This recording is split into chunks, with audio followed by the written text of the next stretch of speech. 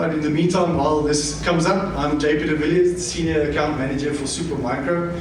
So I'm actually stationed in South Africa, and funny enough, we've got a person on the ground in Namibia, but we swap roles today. So he had another function in Johannesburg. But nonetheless, it's awesome to be here, my first trip to Namibia.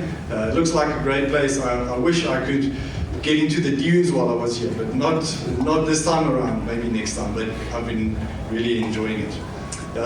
So from a Supermicro perspective, we're saying, IT engineered to perfection. So we'll unfold or uncover that a bit and start from the AI perspective today.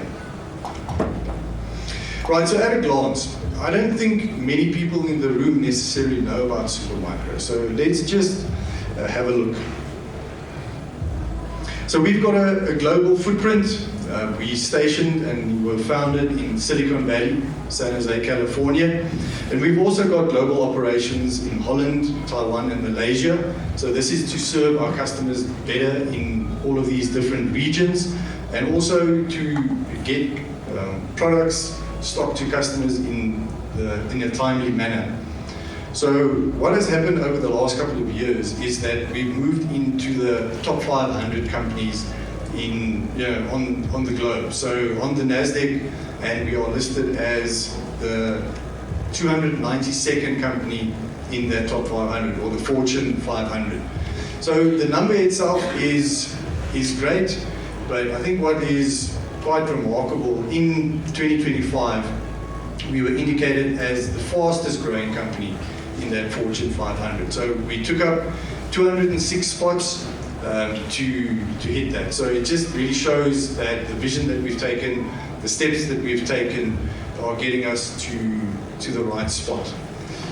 So as you can see there, the most important part, and the focus, and a lot of people have been talking about AI today, is that spot that mentions number one in generative AI. So we build the systems that these major companies are using to build their models. So the Claudes of the world, or the ChatGPTs of the world, a lot of them are touching Supermicro in a certain sense.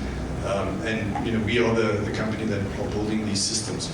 So the revenue growth, well, the market has been kind to us in that sense. So growth has gone from 22 billion, and this year is aimed to be 40 billion. So really big growth numbers that we're projecting. And with all these facilities, these different areas that I've mentioned, there's headroom for that to double just about again at 70 billion. So some of these numbers represent about 1.5 million servers that we've sold in the last year. And not only servers, but integrated racks. So just look at this curve, hockey stick type growth. From just building server components, motherboards, and these type of components for companies around 1993 to 2002, that became servers and storage servers and solutions. And then from 2010 onwards, like he said, AMA 2000, from 2010 onwards, it became total IT solutions that we've started providing to our customers. And then in 2018, I don't know if this is a coincidence, but that's the year that I started with Supermicro, and you can see it just absolutely took off from that time. But it became advanced IT infrastructures, and then, as I mentioned, the growth, so 14 billion, 22 billion, and then an outlook of 40 billion that we're looking at. So you can see this is on the back of AI, and betting on the right horse. That's became also not just server hardware, but cooling solutions as well. And there's huge bottlenecks when it comes to cooling these GPUs now. So that is something that we're doing, whether it be air-cooled or liquid-cooled solutions, and then also even software that goes on top of that. So here are some of the growth opportunities. I mean, these are eye-watering numbers. So with AI infrastructure, the outlook globally is about $200 billion. And then data center services and software, those type of equipments and services, we're looking at $300 billion. Storage infrastructure, 65 billion. Cloud infrastructure, 75 billion. So maybe some of these numbers are really, aimed at hyperscalers across the globe. But in Southern Africa, we also have, starting to show real momentum and growth in these type of spaces. Maybe not these numbers, but there's really big investments that are going in. You're seeing companies like Cassava, Liquid, these guys investing a lot in Africa. And it's not a slide that I've got on this deck, but previously I also spoke about it.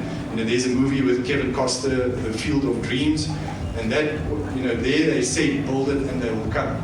So I really want to implore our partners here and saying that, these type of dollars, why does this have to go to Europe? Why does this have to go to America? And I don't want to step on any toes. I know there are Claude folks in the house and there are Microsoft people in the house, and I think all of these companies have their place. I believe we can develop this in South Africa as well. These dollars can stay on the continent. Skills development need to take place, but we have to do it here. And we're talking tons or billions of dollars. So there was I won't say the company, but I think Ruan alluded to it as well, is the article almost called it a little blunder or a little oopsie or something like that. But $500 million was spent on AI by one company. So they opened it up to employees. They just started using it like crazy, and they got a $500 million invoice to pay. So that type of thing can happen. That sprawl can happen. But I think coming back to the point is, why can't that be spent in Southern Africa and on the African continent? So you can't be everything to everybody. It could have been Steve Jobs that maybe said it. I mean, you're not ice cream, you can't make everyone happy. But we do try and serve all the different customers in these type of segments. So technology integrators, those are ODMs or OEMs. So companies like Nutanix, IBM, Fortinet, for example, those are the OEM and ODM partners that we work with. As an example, they've got specific needs where they want tons of flexibility. They want quick times to market, for example, R&D, fast access to new products. Technology enablers like hyperscalers and cloud builders, we work with these type of companies. So they want standardized products. They want the support, from a vendor like us. And technology absorbers, so high-tech enterprise companies. So they want the proven technology, high integrated system management end-to-end. So we serve all these markets, or these type of segments. And then I think here's where the real difference comes in with Supermicro and some of the other vendors. We take a 100 approach. So we take all the technology that's available, develop products on that, and then we try and address the market through that. Where a lot of the other OEMs in the market, they'll only take 30% of the technology and try and serve the 70% of the market. They'll implement it and then wait for the market to catch up and go from there. We believe in leadership, so we own the technology that we build. That's our IP. So that technical knowledge is, that runs in our veins. That's our DNA, and we take it forward. And we sit in that sweet spot where we want to do standardized equipment for the customers that need that. They can trust the process, the supply of those products, but also the really fast-paced world of the ODM environment. So that has to do with original design manufacturer. So we sit in that sweet spot where we can fulfill both those roles in the market.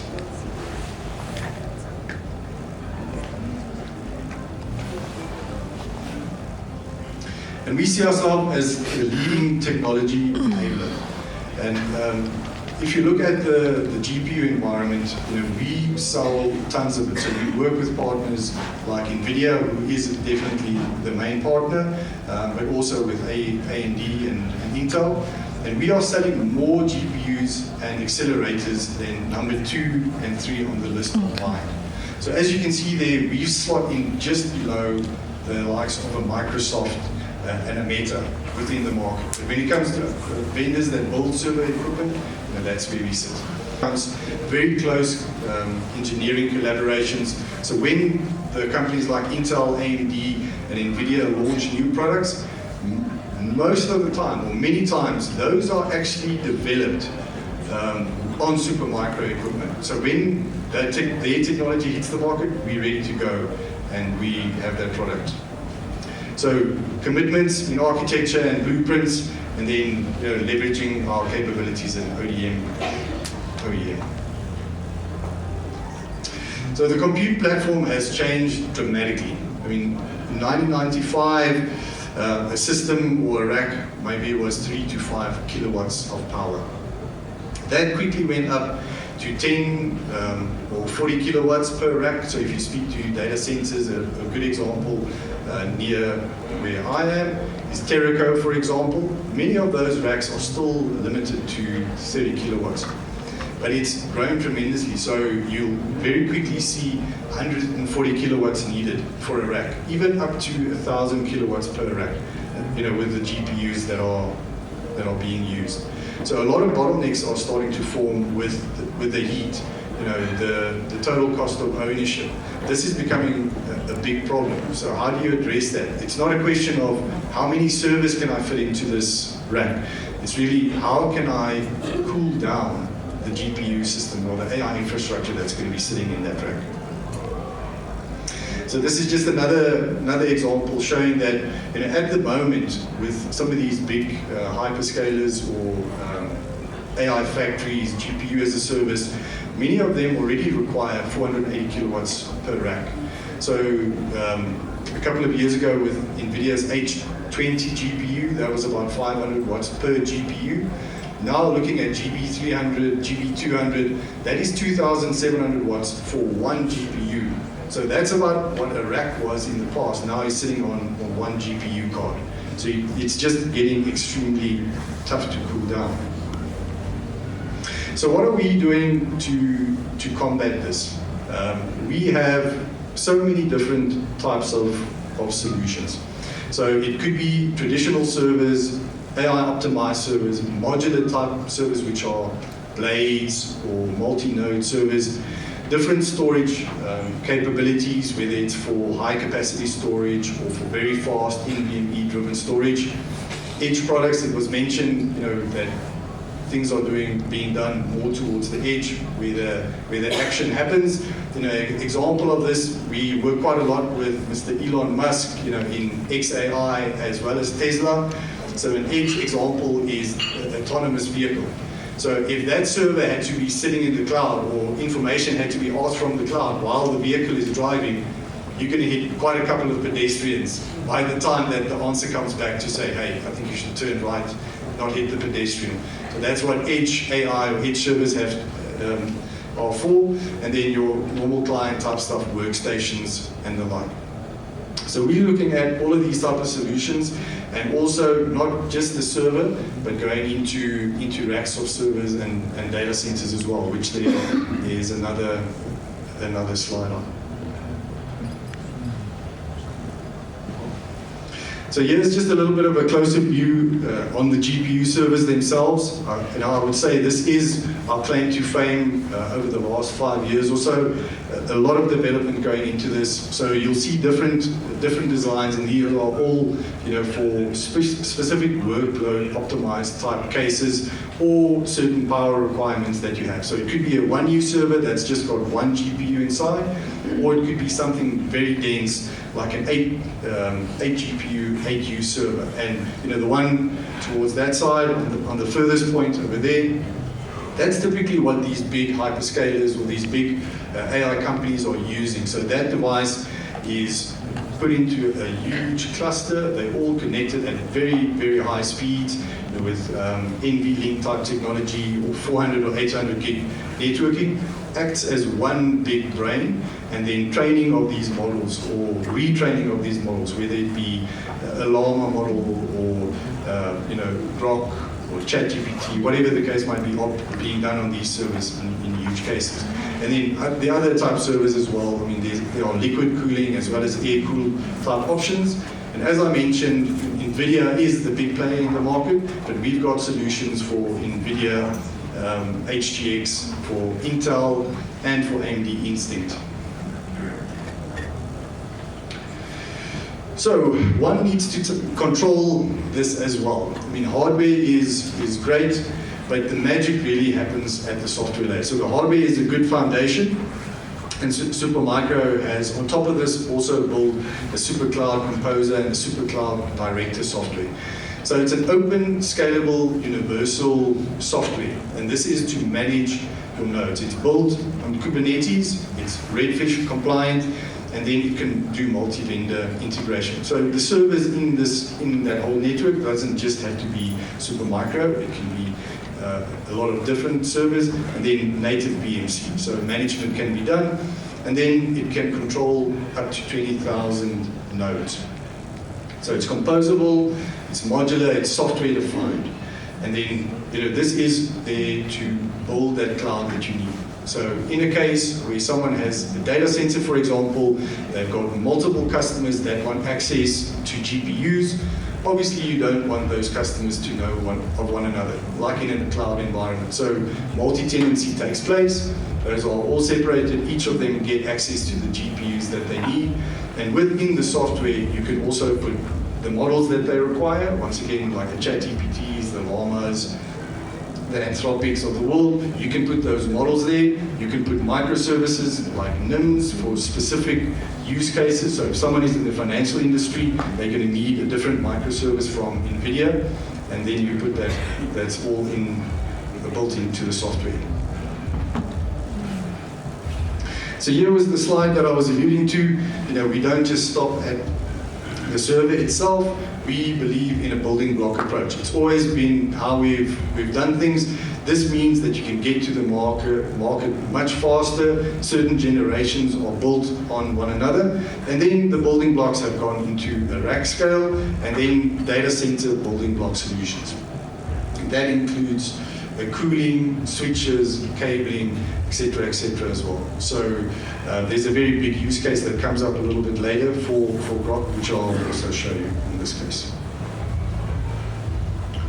So Supermicro has liquid cooling, as I mentioned. We're on the second generation of that called DLC2.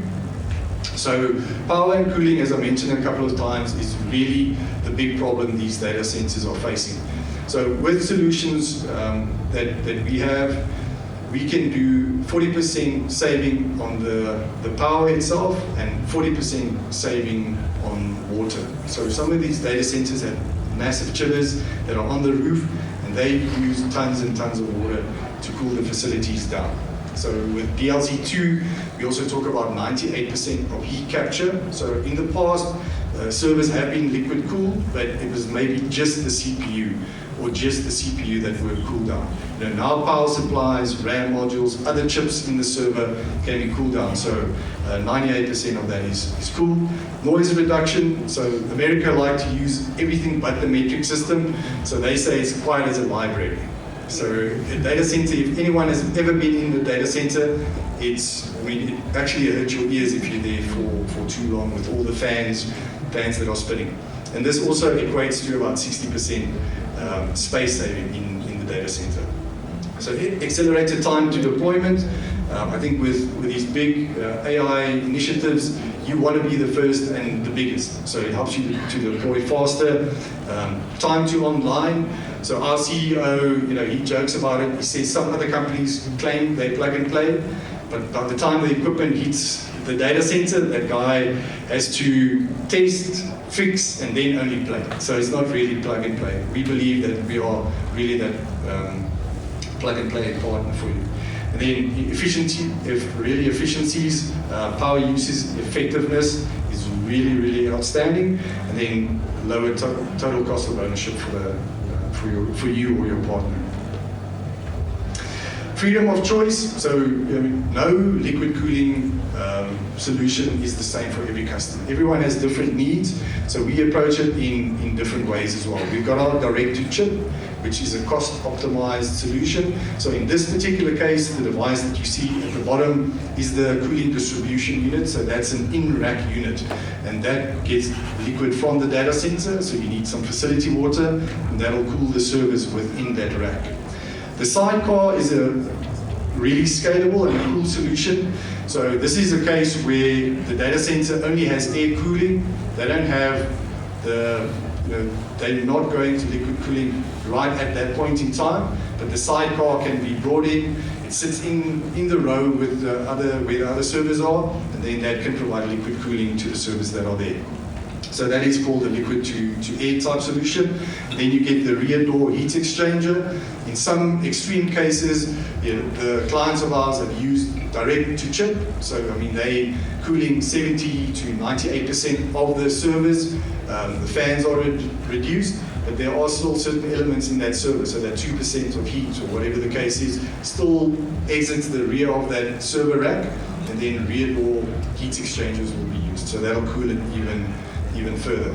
And then immersion cooling. It's the most effective, but it's quite specialized. So servers are literally going into a fluid to cool them down. So we like to say that we eat our own dog food. It's not just something that we pawn off to our customers. We use this technology ourselves. So this is a facility in Den Bosch in Europe. So it's a case where you can see the chillers, you can see the exchanges and things that we're using there. Tried and tested, battle tested, as they say. We do it ourselves. This is the example that I wanted to mention. So this is with XAI, one of Elon's companies. A massive solution that was put in place, 100,000 GPUs in their facility in Memphis.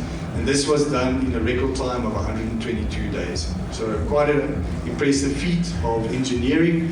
I mean, I saw the video on this solution, and the plumbing that they got in there just for the liquid cooling is something completely insane.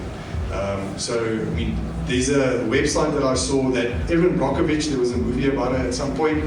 She's going and she's got a website actually showing how many of these data centers are being built. Her concern is to the environment. I think Vanessa also spoke about that. I mean, they are using a lot of power. They are using a lot of water. And partnering with us, those partners say they are really seeing those savings that we're talking about. It's important that it's done in the right way. So engineering our competitive edge. So we believe if you partner with Supermicro, it'll be first to market innovation that you get. It's a return on investment discussion. I mean, GPU servers and setting up these type of solutions is not cheap. So we help to maximize the return on investment that you get using our technology. Faster time to be online. Once again, I think tried and trusted. 14 different generations of Supermicro servers have been in the market, and it's ever expanding. So thank you very much. That was a brief overview of Supermicro from our side. I hope you learned a little bit more about the company, where we play. But this was just a brief overview. We've got a stand over there. Please come by, have a chat, and if there are any specific solutions that you guys want to chat, things that you want to enable, things that you want to get more dynamic, have a chat to us, and the SOL team will be very keen to work with you. Thanks.